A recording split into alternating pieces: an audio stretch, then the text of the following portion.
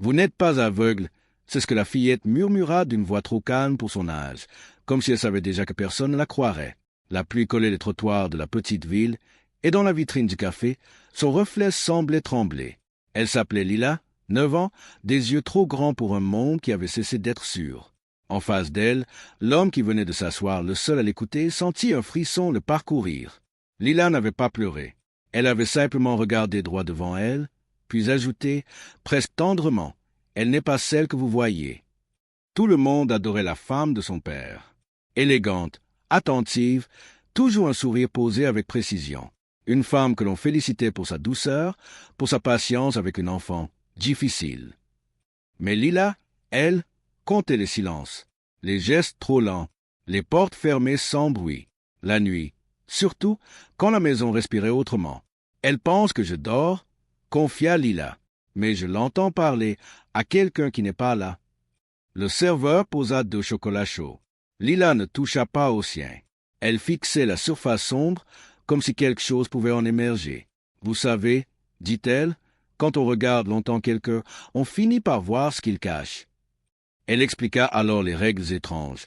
Ne jamais allumer la lumière après minuit, ne pas regarder dans le miroir du couloir, ne pas répondre quand on appelle avec la voix de maman. Sa voix se brisa pour la première fois. Elle m'a appris ces règles, pour me protéger ou pour se protéger elle.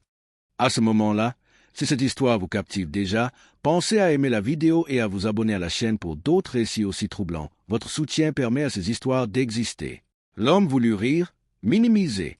Les enfants inventent, les enfants exagèrent. Mais Lila sortit quelque chose de son sac, une photo. On y voyait la femme de son père, souriante, dans le salon. Derrière elle, dans le miroir du couloir, il y avait une silhouette qui ne correspondait à personne. « Vous voyez maintenant ?» murmura Lila. « Vous n'êtes pas aveugle, alors dites-moi pourquoi personne ne voit ce qu'elle fait quand mon père n'est pas là. » Elle replia la photo, se leva, et avant de partir, ajouta d'une voix blanche. « Ce soir, elle a compris que je parlais. » La clochette du café tinta quand Lila disparut sous la pluie, laissant derrière elle une chaise encore tiède et une phrase qui battait contre les tempes de l'homme. Ce soir, elle a compris que je parlais. Il resta immobile, la photo serrée dans sa main, à se demander si le reflet avait bougé. Il paya sans regarder le serveur et sortit. Dehors, la rue semblait plus étroite, comme si la ville avait décidé de retenir son souffle. Il suivit Lila à distance, jusqu'à une maison au volet pâle, trop bien entretenue pour être honnête. Les fenêtres brillaient d'une lumière douce. Rien d'anormal, rien qui puisse contenir la peur qu'il sentait monter. Il s'arrêta au portail. Lila entra sans se retourner. La porte se referma. La lumière du salon s'éteignit, puis se ralluma. Un rituel, pensa-t-il. Un signal. À l'intérieur, Lila comptait ses pas. 3 jusqu'à l'escalier, 7 jusqu'à sa chambre.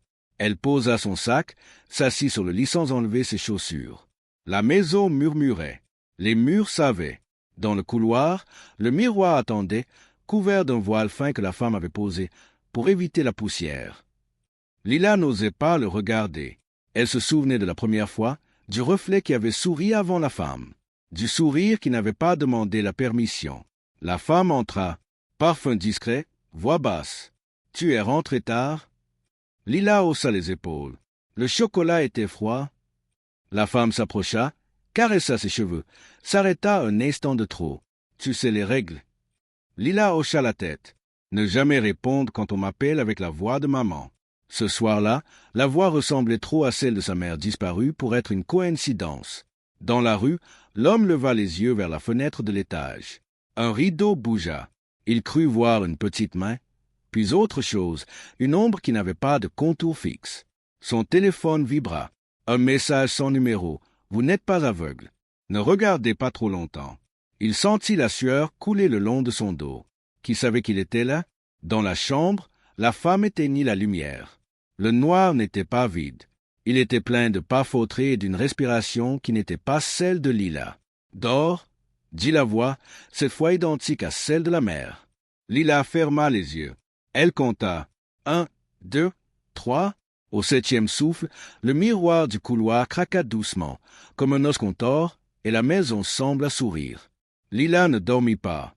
Elle fit semblant, comme on lui avait appris à survivre. Les draps frémissaient à chaque pas qui traversait le couloir, lent, précis, toujours à la même distance de sa porte. Elle comptait encore, non plus les souffles, mais les secondes entre chaque craquement du parquet. Quand le rythme changeait, elle savait que la femme n'était plus seule. Quelque chose d'autre apprenait la maison, explorait ses angles morts. Au rez-de-chaussée, une chaise racla le sol. Un murmure monta, indistinct, puis une voix qui répétait des phrases anciennes, des mots que Lila reconnaissait sans les comprendre. La femme parlait au miroir, pas au verre, mais à ce qui se tenait derrière, là où le reflet n'obéissait pas. Lila avait déjà vu la scène une fois, cachée dans l'ombre de l'escalier. Elle se souvenait du moment exact où la femme avait cessé d'avoir un dos, où sa silhouette s'était aplatie comme un dessin mal effacé, tandis que le miroir, lui, prenait de l'épaisseur. Dans la rue, l'homme n'avait pas bougé. La pluie avait cessé, laissant une clarté froide. Il tenta d'appeler la police, puis raccrocha avant la tonalité. Que dire? Une enfant, un miroir, une peur trop bien racontée. Son téléphone vibra encore. Cette fois, une photo. La façade de la maison, prise de l'intérieur. L'angle était impossible. Le message qui suivit ne portait pas de ponctuation. Elle écoute quand vous doutez. À l'étage, Lila sentit le froid s'asseoir au bord de son lit. Le matelas s'enfonça, à peine. « Tu es courageuse », dit la voix de la mère, trop parfaite, sans respiration. Lila se força à ne pas répondre. Les règles étaient claires. Répondre, c'était ouvrir. Et ouvrir, c'était laisser la place. Elle se mordit la langue jusqu'au sang pour retenir le prénom qui voulait sortir. Un verre se brisa en bas. La femme rit, un rire qui sonnait comme une excuse. « Pas ce soir », dit-elle à quelqu'un qu'on ne voyait pas. « Pas encore ?» La présence recula, contrariée, laissant derrière elle une odeur de métal et de poussière ancienne. L'homme leva les yeux une dernière fois. Dans la fenêtre, deux silhouettes se superposaient. L'une levait la main, l'autre ne projetait aucune ombre.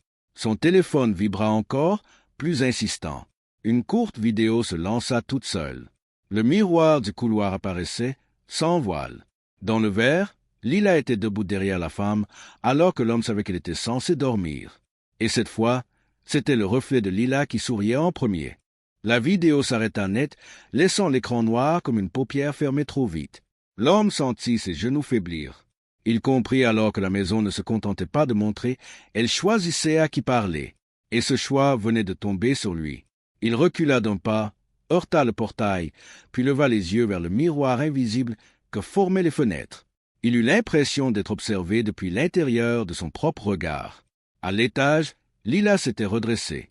Le froid s'était retiré, mais il avait laissé une trace, une fine ligne de givre sur le bois du lit. Elle passa ses doigts dessus.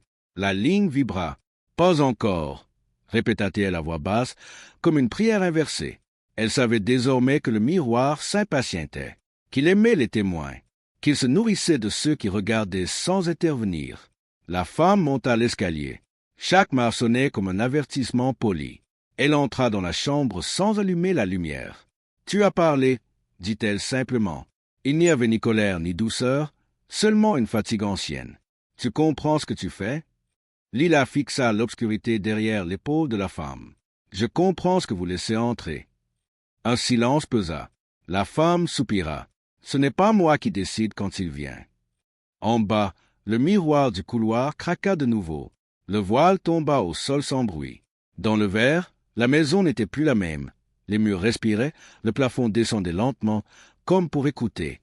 La femme ferma les yeux. « Ne regarde pas », murmura-t-elle à Lila. Trop tard. Dans la rue, l'homme sentit son téléphone vibrer contre sa paume, chaud, presque vivant. Un message s'afficha. « Approchez. Vous avez été vu. » Il hésita, puis franchit le portail. À chaque pas, la maison semblait s'agrandir, avaler la distance. La porte d'entrée s'ouvrit avant qu'il ne touche la poignée. Lila descendit l'escalier. Elle savait que s'il entrait, quelque chose se fixerait. Un regard, un nom, une place.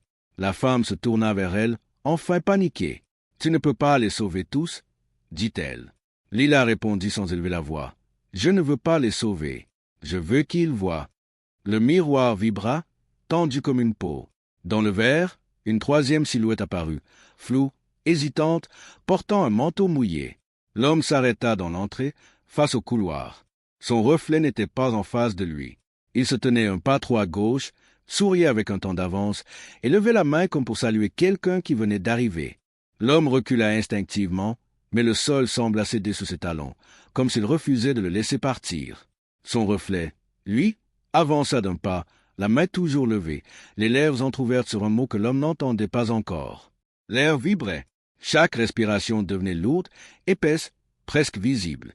Ne parlez pas, lança Lila depuis l'escalier, sa voix étonnamment ferme. Si vous parlez, il saura comment vous appeler. La femme se plaça entre le miroir et l'homme. Pour la première fois, son masque se fissura. « Je fais ce que je peux », murmura-t-elle, comme si la maison pouvait compatir. Il promettait de protéger, de remplacer. Elle passa une main tremblante sur son visage. Après la mort de sa mère, j'ai cru que... Elle s'interrompit, consciente d'avoir dit trop. Dans le miroir, la silhouette floue se mit à copier l'homme, mais avec un léger décalage, comme un écho malveillant. Quand l'homme cligna des yeux, le reflet ne le fit pas. Il souriait plus large, un sourire qui connaissait déjà l'issue. Un chuchotement monta du couloir, une litanie de prénoms, certains oubliés, d'autres jamais prononcés. Lila ferma les poings. Elle reconnaissait ce moment. Le miroir cherchait une prise. Il se nourrit de l'attention, dit-elle. Il grandit quand on veut comprendre. La femme secoua la tête. Alors quoi? On détourne le regard et on prie? Lila la fixa. On lui ment. Lila s'avança. Elle regarda le miroir, droit dedans, malgré les règles. Son cœur battait trop vite, mais elle sourit, comme si elle saluait un vieil ami. « Tu es en retard ?» dit-elle. Le reflet hésita. L'homme sentit la pression s'alléger, juste un peu. « Tu t'es trompé de soir », ajouta Lila. « Il n'y a personne à prendre. » Le miroir ondula. La silhouette recula d'un demi-pas. La maison gémit. La femme attrapa le bras de l'homme. « Partez » souffla-t-elle. « Tant qu'il doute. » L'homme voulut poser 1000 questions, mais Lila secoua la tête. « Ne demandez pas pourquoi. Dites seulement que vous n'avez rien vu. » Le téléphone de l'homme vibra violemment. Un dernier message s'afficha. Mensonge détecté. Correction en cours. Les lumières clignotèrent. Le miroir se fissura. Une ligne fine, précise, comme un sourire qu'on trace au couteau. Lila recula, pâle. Elle savait que le miroir n'aimait pas être défié. Et cette fois, il avait choisi de répondre. La fissure s'étira lentement, avec un bruit humide, presque intime. Lila sentit la maison se pencher vers elle, attentive comme un animal qu'on vient de blesser.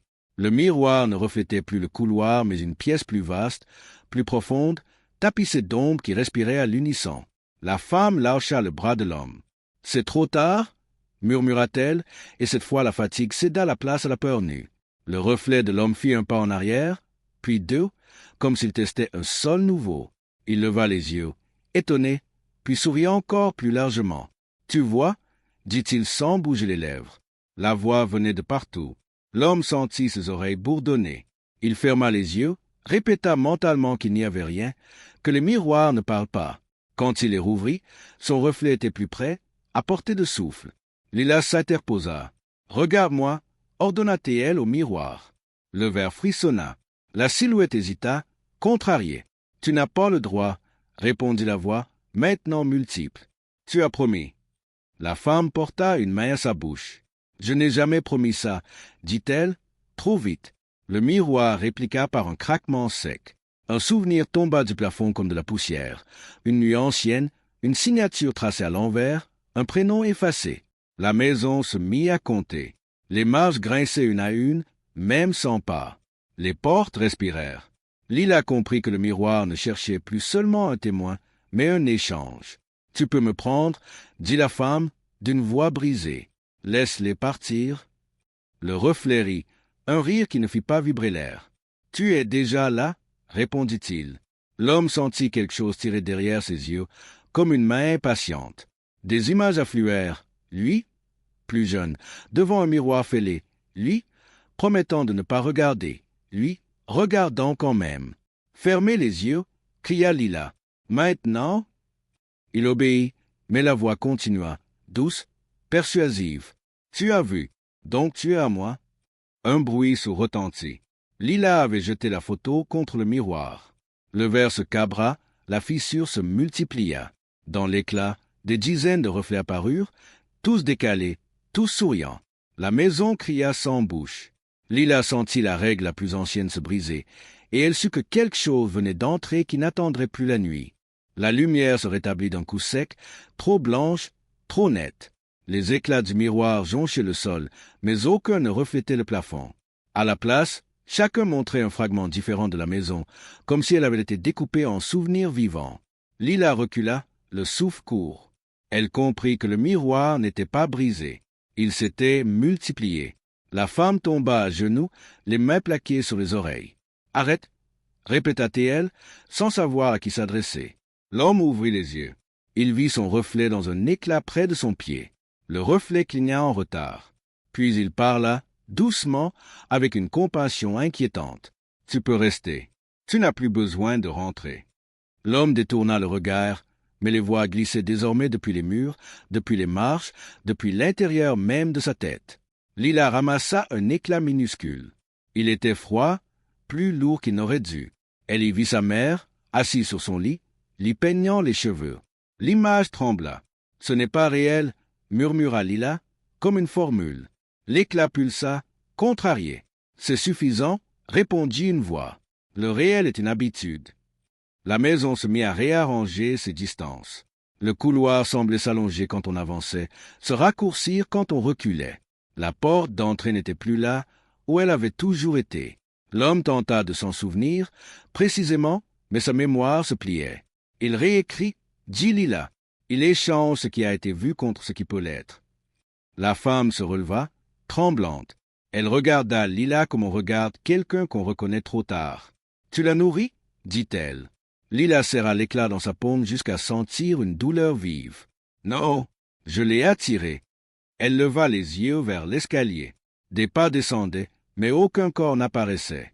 À chaque marche, un reflet se déposait, attendant son tour. Un éclat près de la porte montra l'homme sortant, sous la pluie. Un autre montra l'homme restant, figé. Un troisième, plus sombre, montra l'homme souriant à quelqu'un derrière la caméra. « Choisis, » dit la maison, d'une voix désormais unique. Lila sentit le poids de toutes les règles se dissoudre. Elle savait que le choix ne concernait pas seulement l'homme, et que quoi qu'elle fasse, quelqu'un apprendrait à imiter parfaitement sa voix. Lila sentit le sol vibrer sous ses pieds, comme un cœur trop grand pour la cage de la maison. Les éclats frémissaient tous à la fois, impatients. L'homme fixa celui qui le montrait souriant, confiant, déjà ailleurs. « Ce n'est pas moi, » murmura-t-il, sans savoir à qui il parlait. L'éclat répondit par un clignement lent, moqueur. « C'est celui que tu pourrais être. » La femme s'approcha de Lila, la voix cassée. Il veut un passage stable, un visage qui ne se brise pas quand on le regarde trop longtemps. Elle posa la main sur l'épaule de l'enfant. Il t'a choisi depuis le début.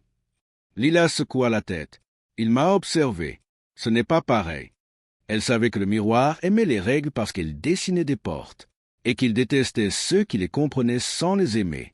Un éclat glissa, se plaça devant Lila. Elle y vit son propre regard, mais plus ancien, plus fatigué. La version reflétée sourit avec douceur. « Tu peux arrêter, » dit-elle. « Laisse-moi prendre la suite. » Lila sentit la tentation, lourde et chaude, comme une couverture posée sur la peur. Être celle qui sait, être celle qui tient. Elle recula d'un pas. « Tu parles trop bien, » répondit-elle. Les vrais souvenirs hésitent. La maison grinça, contrariée. Les pas invisibles s'accélérèrent. L'homme sentit quelque chose se défaire derrière son front, un nœud ancien. Des images affluèrent encore, plus intimes, plus insistantes. « Regarde » susurra la voix. « Personne ne te reprochera de rester. » Il ferma les yeux, mais la lumière passait désormais par ses paupières. Lila inspira profondément. « Il y a une règle que tu ignores, » dit-elle au vide. « Tu ne peux pas créer ce que tu n'as jamais eu. » Les éclats vibrèrent, discordants. La femme la fixa, incrédule. « Laquelle ?» Lila leva l'éclat où sa mère peignait ses cheveux. Elle le posa face contre le sol. « L'amour n'obéit pas. » Un silence épais tomba. Puis un rire sec fendit l'air. « Alors montre-moi, » dit la maison. Les murs se rapprochèrent d'un souffle. Les reflets se mirent à imiter les gestes de Lila avec un léger retard. Elle comprit que le miroir n'attendait plus un choix. Il attendait une preuve.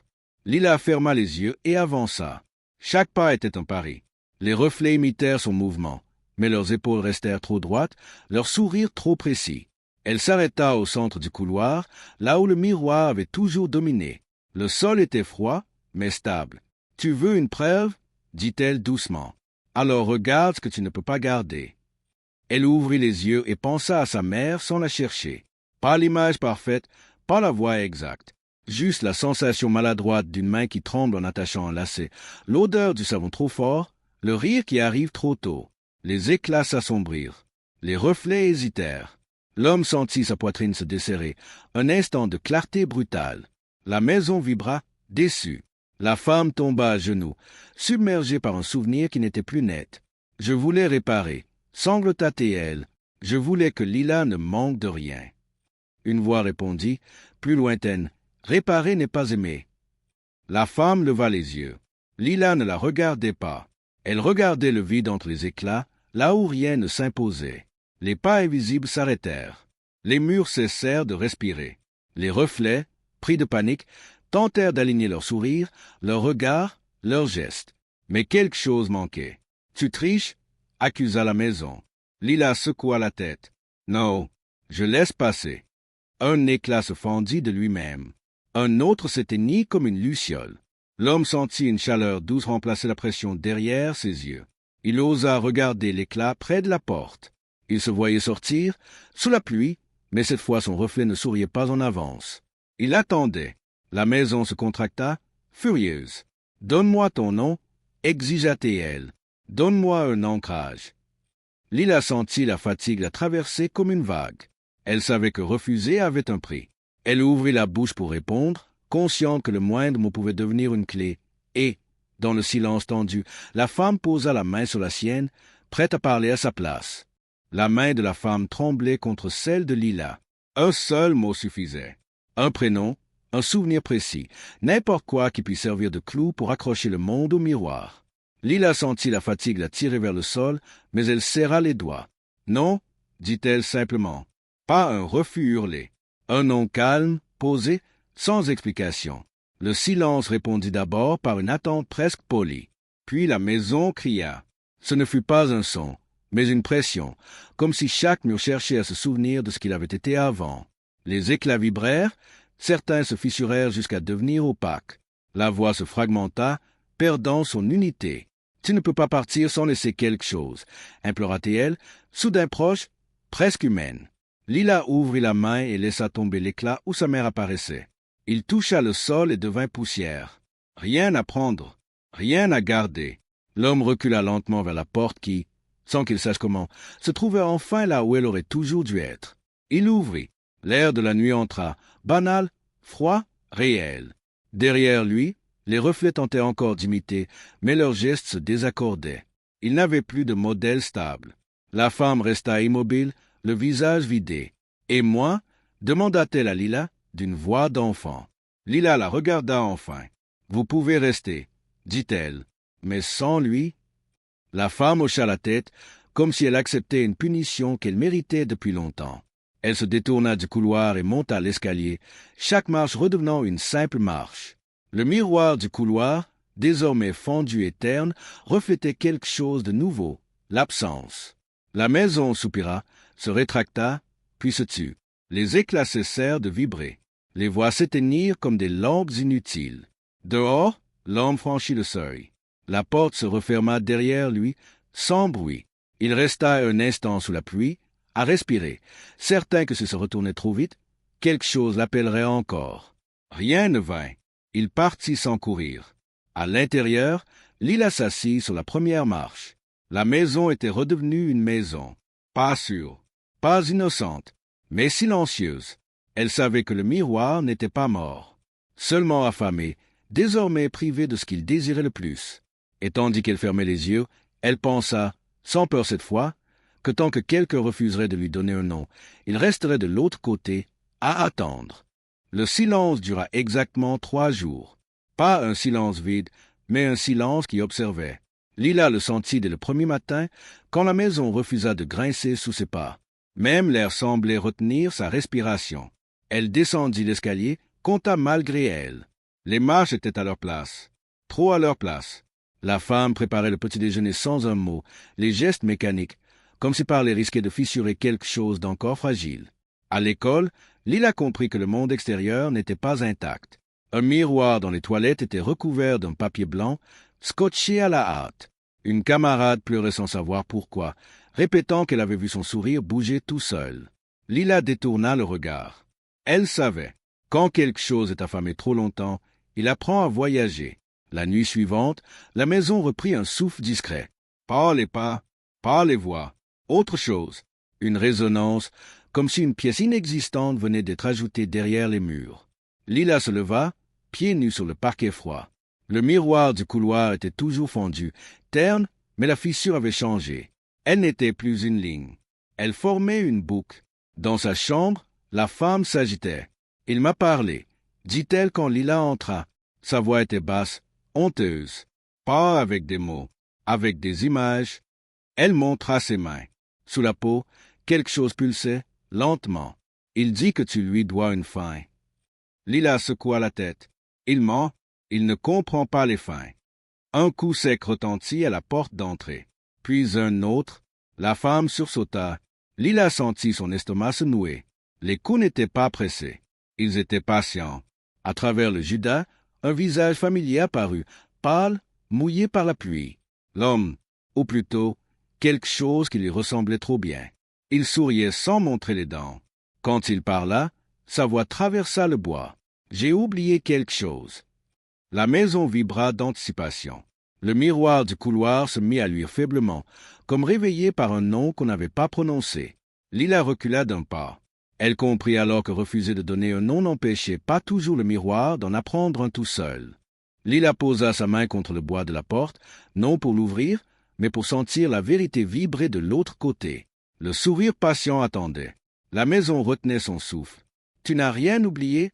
dit-elle calmement. « Tu as laissé quelque chose derrière, et ce n'était pas à toi de le reprendre. » La voix derrière la porte se fit plus douce, presque reconnaissante. « Tu vois, tu comprends mieux que les autres. » Le miroir du couloir répondit par une lueur lente, affamée. La femme s'avança, tremblante, prête à parler, prête à offrir ce qu'on lui demandait. Lila serra les doigts. « Pas de nom » murmura-t-elle. « Pas de promesse. » Elle se tourna vers le miroir, non pas pour le défier, mais pour l'ignorer comme on ignore une habitude dangereuse. Elle s'assit sur la marche, posa les paumes au sol, et laissa venir ce qui n'avait jamais eu de forme. La fatigue, l'amour imparfait, la perte qui ne se referme pas. Rien de précis, rien à imiter. Le sourire derrière la porte vacilla. La voix chercha un angle, un souvenir net, une faille à épeler. Elle n'en trouva pas. La maison frissonna, puis recula. Le miroir pâlit, sa lueur s'éteignit comme une braise qu'on prive d'air. La fissure se résorba lentement, laissant un verre terne, banal, enfin ennuyeux. Dehors, la pluie cessa. Le visage derrière le judas se dissout, redevenant une surface ordinaire. La porte resta fermée. Lila se leva, ouvrit la fenêtre, laissa entrer l'air froid. La maison soupira une dernière fois et accepta sa taille réelle, ses murs imparfaits, ses silences honnêtes. La femme s'assit, vidée, puis releva la tête. « Et maintenant ?» demanda-t-elle. Lila répondit sans emphase. « Maintenant, on vit sans lui. » Ce ne fut ni une victoire éclatante, ni une promesse éternelle. Juste une règle simple, assez forte pour durer tant qu'on la respecterait. Des jours passèrent. Les miroirs de la maison restèrent des miroirs. À l'école, le papier blanc fut retiré. Les sourires redevinrent en retard, comme ils doivent l'être. Lila grandit avec une attention particulière pour ceux qui hésitent, pour ceux qui tremblent sans se laisser saisir. Elle n'oublia pas, elle n'expliqua pas. Elle sut seulement que certaines choses meurent quand on refuse de les nommer. Et si, parfois, une surface brillante semblait attendre un peu trop longtemps, Lila passait sans s'arrêter. Parce que le plus grand secret n'était pas ce qui se cache dans le reflet, mais ce qui survit quand on détourne enfin le regard.